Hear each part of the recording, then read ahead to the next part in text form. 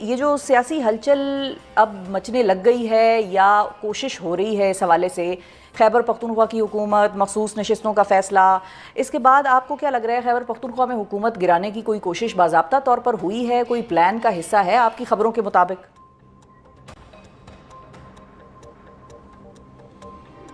देखें, इसमें लग ये रहा है कि जो रूलिंग अलाइंस है उसके अंदर जो मुख्तलिफ उसकी जो मेंबर पार्टियां हैं उनके अंदर एक पार्टी जो है वो तो चाहती है कि खैबर पख्तूनख्वा में तब्दीली लाई जाए, लेकिन जो बाकी पार्टियां हैं और ख़ास तौर पे जिन पार्टियों की के साथ अली मीन गंडापुर साहब के ख़िलाफ़ तहरीक एतमाद कामयाब करवाई जा रही है वो अभी तक ऑन बोर्ड नहीं है। उसके लिए कोशिश की गई थी लेकिन वो अभी तक ऑन बोर्ड नहीं हुए। ख़ास तौर पे जो JUIF है, क्योंकि उनके काफ़ी मेंबरान हैं खैबर पख्तूनख्वा असम्बली में, और ये जो मखसूस नशस्तों का फ़ैसला आया सुप्रीम कोर्ट का, इसके बाद उनका भी नंबर जो है वो बढ़ गया है, वो भी ऑन बोर्ड नहीं है। ANP भी ऑन बोर्ड नहीं है, पीपल्स पार्टी भी ऑन बोर्ड नहीं है। अलबत्ता मुस्लिम लीग नून के अंदर कुछ लोग जो हैं वो कोशिश कर रहे हैं कि तहरीक अदम-ए-एतमाद के लिए कोई कंसेंसस कैंडिडेट जो है उस पर इत्फाक़ राय कर लिया जाए। मानेंगे वो नहीं, ये मैं आपको बता दूं, मानेंगे नहीं वो, लेकिन उनकी कोशिश तो चल रही है। लेकिन अली मीन गंडापुर साहब जो हैं उनके बारे में ये तासुर इसलिए पैदा हो गया कि उनके ख़िलाफ़ कोई कार्रवाई होने वाली है।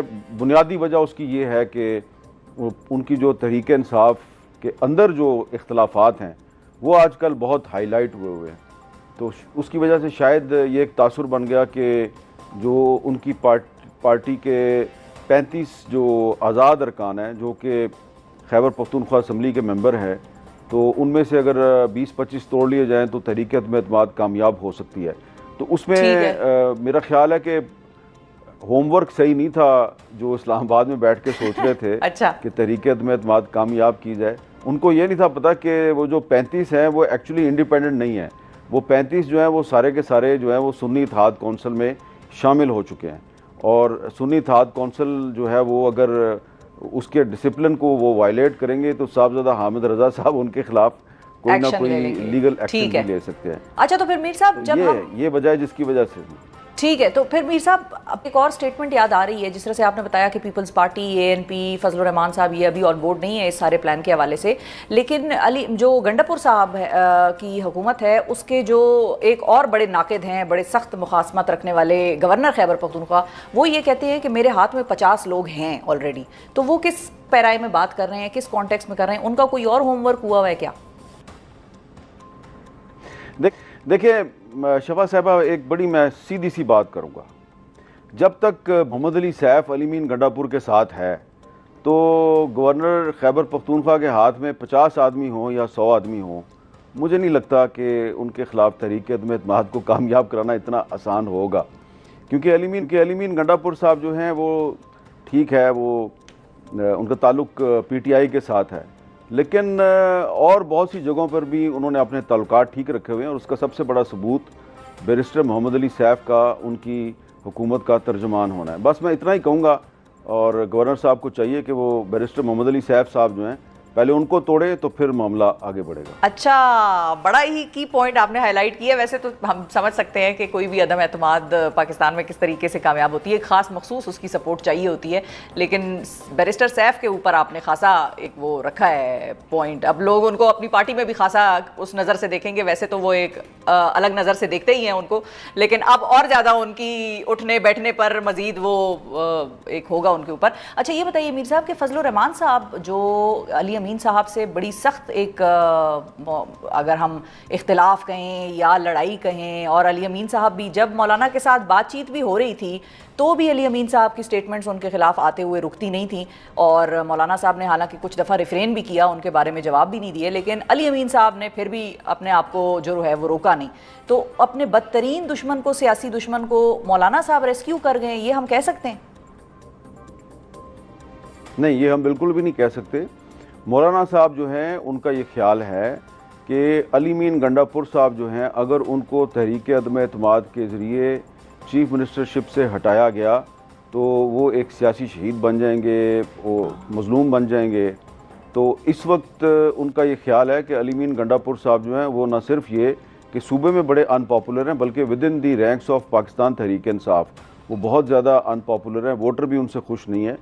और ये उनके ख्याल में एक सुनहरी मौका है कि अगर इनको कंटिन्यू करवाया जाए अली मीन गंडापुर साहब को, और एक ऐसे मौके पर कंटिन्यू करवाया जाए जबकि जो इमरान खान साहब के बहुत से जो करीबी लोग हैं वो भी अली मीन गंडापुर से खुश नहीं हैं, तो उसके बावजूद अगर वो कंटिन्यू करते हैं तो इससे खैबर पख्तूनख्वा सूबे में तहरीक इंसाफ की अनपॉपुलरिटी में इजाफा होगा और अली मीन गंडापुर साहब जो हैं उनके जो सियासी मुखालफीन हैं उनको फ़ायदा होगा। तो मौलाना फजलुर रहमान साहब की नज़र जो है वो अगले इलेक्शन पे है, और अगले इलेक्शन में कामयाबी के लिए वो समझते हैं कि बहुत ज़रूरी है कि Ali Amin Gandapur must continue as chief minister. बिल्कुल सही है। हालांकि इसी किस्म की बात मियां नवाज शरीफ साहब भी 2022 में किया करते थे। मीर साहब, आपको याद होगा कि वो भी ये कहते थे कि इमरान खान की हुकूमत मत गिराओ, ये अपने वजन के तहत खुद अब गिर जाएंगे, ये अनपॉपुलर हो रहे हैं, इनको मजीद अनपॉपुलर होने दो।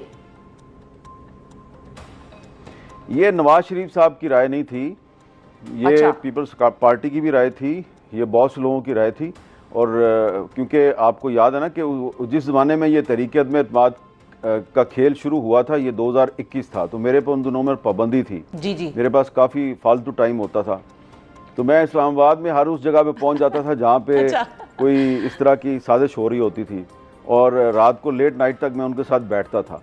तो ऐसी ही एक महफिल थी जिसमें कि शहबाज शरीफ साहब थे, बिलावल साहब थे, और इसके अलावा JUI के कुछ लोग थे।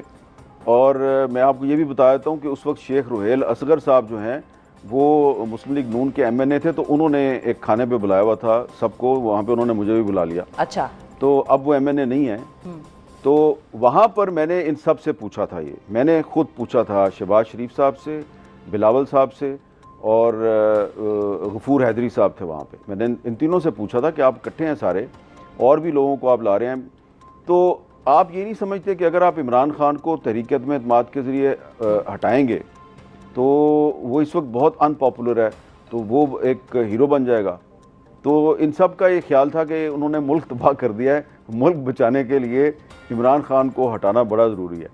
तो मैंने उनसे कहा कि देखें, बात यह है कि इतना तो मैं भी बेवकूफ़ नहीं हूँ, मुझे भी पता है कि जो जनरल बाजवा साहब हैं वो एक्सटेंशन लेना चाहते हैं एक और, तो एक और एक्सटेंशन लेना चाहते हैं, तो इसके लिए वो थोड़ा प्रेशराइज़ कर रहे हैं इमरान खान को, तो इसके लिए वो आपको इस्तेमाल कर रहे हैं। तो अगर आप लोग इस्तेमाल हो रहे हैं तो आपको लगता है कि इमरान खान साहब जो हैं वो इस तरीके से जनरल बाजवा साहब को एक्सटेंशन देने के बाद वो आपकी बात सुनेंगे? तो ये आए बाएँ शाएँ कर रहे थे सारे। तो नवाज शरीफ साहब जो हैं वो उस वक्त लंदन में बैठे हुए थे, और उस वक्त शाहिद खाकान अब्बासी साहब बहुत आ जा रहे थे उनके पास। बाजवा साहब और नवाज शरीफ साहब के दरमियान शाहिद खाकान अब्बासी साहब ने काफ़ी पैगाम रसानी भी की। तो ये एक तासुर है कि जी नवाज शरीफ साहब जो हैं वो चाहते थे कि इमरान खान के ख़िलाफ़ तहरीक अदम एतमाद ना लाई जाए। जो तहरीक अदम एतमाद आई थी वो नवाज शरीफ साहब की कंसेंट से आई थी, उनकी मर्ज़ी से आई थी, और उसके बाद फिर जब तहरीक अदम एतमाद टेबल हो गई उसके बाद बाजवा साहब ने और जनरल फैज़ साहब ने कोशिश की कि ये वापस हो जाए, और ये सारे जो हैं इनको बुलाकर बाजवा साहब ने कहा इसको वापस करो। वहाँ पर जो बलूचिस्तान के कुछ रहनुमा थे वो डट गए थे, उसमें खालिद मक्सी साहब थे, उसमें अख्तर मैंगल साहब थे, और एक और बलूचिस्तान के रहनुमा थे। 3-4 जो बलोच रहनुमा थे ये डट गए थे। तो ये तासुर बिल्कुल गलत है कि जी नवाज शरीफ साहब जो हैं वो तहरीक अदम एतमाद के। लेकिन मीर साहब यही दोनों हजरात फिर PDM हुकूमत का भी हिस्सा बने थे, अगर उस वक्त वो डट भी गए थे कि हम नहीं इसका वो बनते पार्ट। आप अख्तर मैंगल साहब की बात कर रहे हैं और खालिद मक्सी साहब की बात कर रहे हैं? जी हाँ, ये बिल्कुल बने। खालिद मक्सी साहब जो है उन्होंने तो जनरल बाजवा को यहाँ तक कहा था उस मीटिंग में कि बाजवा साहब मैंने तो अभी 24 घंटे पहले जो है बाप पार्टी जो है उसकी तरफ से प्रेस कॉन्फ्रेंस का ऐलान किया और मैंने इनकी हमायत की है। तो अब आप कह रहे हैं जी कि तहरीक अदम एतमाद वापस लो और इमरान खान शुड कंटिन्यू, तो ये तो फिर आप इस तरह करें, फिर आप मार्शल लॉ लगा दें इस मुल्क में, अगर आपने इस तरह ही करना है। तो ये देखिए ज़रा, बाप पार्टी जिसके बारे में कहा जाता था कि वो बिल्कुल इस्टेब्लिशमेंट की जेब में थी, उसके रहनुमा खालिद मक्सी साहब ने इनकार कर दिया। बाद में अख्तर महगल साहब पीडीएम में शामिल हुए, लेकिन फिर उनके इख्तलाफात हो गए, क्योंकि वो उनके इख्तलाफात इमरान खान से भी हुए थे। वो इमरान खान के साथ भी एक पॉइंट पर उनके साथ गए थे कि आप लापता अफराद का मसला हल करें। जब वो मसला हल नहीं हुआ, उन्होंने उनका साथ छोड़ दिया। फिर पीडीएम की गवर्नमेंट में भी उनका यही फड्डा था, और अभी भी उन्होंने जो असेंबली से इस्तीफा दिया हुआ है उसके पीछे भी यही कहानी है। बिल्कुल तो सही है। इसलिए आप ये कह सकते हैं कि इमरान खान के खिलाफ तहरीक-ए-एतमाद में वो लोग इनके साथ थे, लेकिन अब तो वो इनके साथ नहीं। हाँ जी, अब इनके साथ नहीं। तारीख बस बड़ी बेरहम होती है, बहुत सारे लोगों को बेनकाब करती जाती है साथ साथ। अच्छा मीर साहब, ये बताएं आप कि पीपल्स पार्टी इस वक्त की क्या सिचुएशन है? कल हमारे प्रोग्राम में साहिबजादा हामिद रजा साहब थे, वो ये कह के गए हैं कि अब परेशान होने का वक्त वफाक का आ गया है और वफाक में भी कुर्सियाँ तब्दील हो सकती हैं, कोई और फ्रंट पे आके बैठ सकता है, तो नून लीग के लिए खासा परेशानी का वक्त है। और साथ ही खबर ये भी उड़ी हुई है कि पीपल्स पार्टी जो है वो बाकायदा तौर पर कैबिनेट में शायद शामिल होने की हवाले से बाज़गश्त भी चल रही है, बातचीत हो रही है, सोच विचार हो रहा है। आपकी इस हवाले से क्या इतलात हैं? पीपल्स पार्टी अभी कहाँ खड़ी है, क्या हो रहा है? वज़ीर आज़म शहबाज शरीफ साहब कोशिश कर रहे हैं, काफ़ी अरसे से पीपल्स पार्टी को कन्विंस करने की कोशिश कर रहे हैं कि आप फेडरल गवर्नमेंट का हिस्सा बन जाएं, क्योंकि अभी पीपल्स पार्टी जो है ना वो सिर्फ कॉन्स्टिट्यूशनल पोजीशंस लेके बैठी हुई है। प्रेसिडेंट ऑफ पाकिस्तान का ओहदा है और 2 सूबों की उनके पास गवर्नरशिप है, तो इन ओहदों पे वो बैठे हुए हैं। तो लेकिन शहबाज शरीफ साहब चाहते हैं कि वो कैबिनेट में भी शामिल हो जाए। उसके लिए उन्होंने उनको 5-6 बड़ी अहम वजारतें भी ऑफ़र की हैं। इस पर पीपल्स पार्टी के अंदर इब्तिदा में ये राय थी कि हमें इनके साथ शामिल हो जाना चाहिए, लेकिन फिर बिलावल भुट्टो जरदारी साहब जो हैं, उन्होंने जब सलाह मशवरा किया, अपनी सेंट्रल एग्जीक्यूटिव कमेटी के अरकान से बातचीत की, तो उनका ये ख्याल था, ख़ास तौर पे जो पीपल्स पार्टी पंजाब के जो रहनुमा हैं, कि जी हमारी तो लड़ाई चल रही है मुस्लिम लीग नून के साथ सूबा पंजाब में, उन्होंने जो वादे किए थे वही पूरे नहीं किए, तो प्लीज़ आप इनका फेडरल गवर्नमेंट का हिस्सा ना बने। तो बिलावल भुट्टो जरदारी साहब ने अभी 2 दिन पहले भी ये कन्वे किया कि हम फिलहाल फेडरल गवर्नमेंट में शामिल नहीं होना चाहते। इसकी एक देखें सीधी सी वजह भी है। इसकी एक वजह यह है कि ठीक है, वो वजह यह है कि ठीक है, सुप्रीम कोर्ट ऑफ पाकिस्तान ने मखसूस नशस्तों पे एक ऐसा फ़ैसला दिया है जिससे कि मुस्लिम लीग नून को बहुत ज़्यादा फ़ायदा हुआ है, उसकी सीटों की